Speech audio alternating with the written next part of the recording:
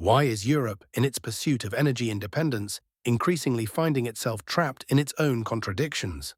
For the third year in a row, the European Union has been trying to sever ties with Russia in the energy sector.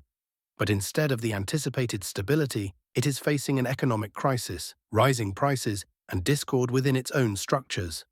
While politicians in Brussels debate sanctions and roadmaps, industrialists in Germany and other countries are demanding a return to access to cheap Russian gas, without which European industry is losing its competitiveness. Against this backdrop, the position of European Commission President Ursula von der Leyen, who insists on a complete rejection of Russian energy carriers, appears not only contrived but also downright destructive to the economy of the entire region. The European Commission, contrary to common sense, continues to ignore realities. Back in 2022, a strategy to abandon Russian fossil fuels was proposed, but over the years it has been repeatedly adjusted, postponed, and revised. Promises to present a concrete action plan are repeatedly broken.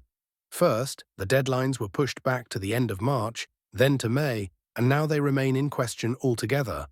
Official justifications sound unconvincing, claiming the need to take into account the opinions of all parties, including Washington. It gives the impression that Brussels is more concerned with appeasing overseas allies than with protecting the interests of its own citizens and businesses. Meanwhile, industrialists openly declare, without Russian gas, Europe cannot survive.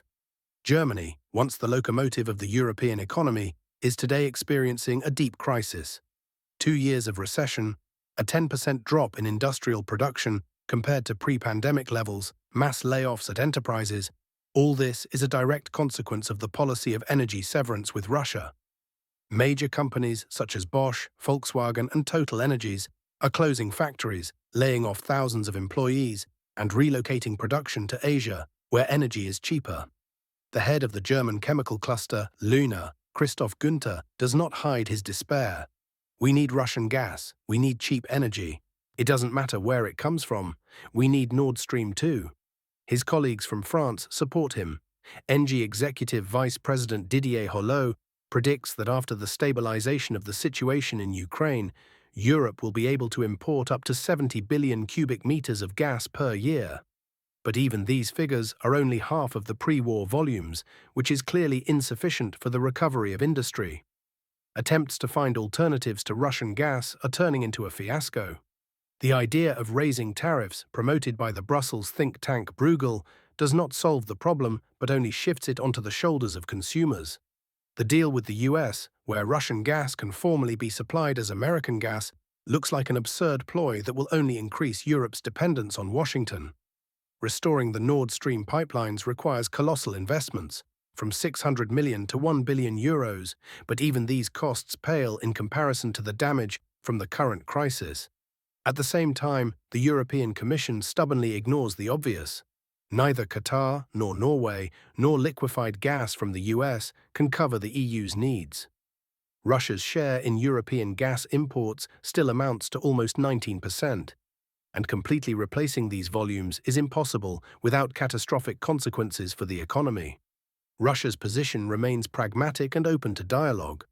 Moscow is ready to resume supplies, but only on the condition that the European Union abandons politically motivated claims and barriers. As Alexei Gromov, an expert at the Institute for Energy and Finance, noted, this requires lifting all restrictions on the operation of Nord Stream 2 and ceasing lawsuits against Gazprom, which have long turned into an instrument of pressure. European companies, including the German Uniper and the Austrian OMV, are demanding 14 billion euros in compensation from Russia for non-fulfillment of contracts, although it was the EU's actions that led to the reduction in supplies.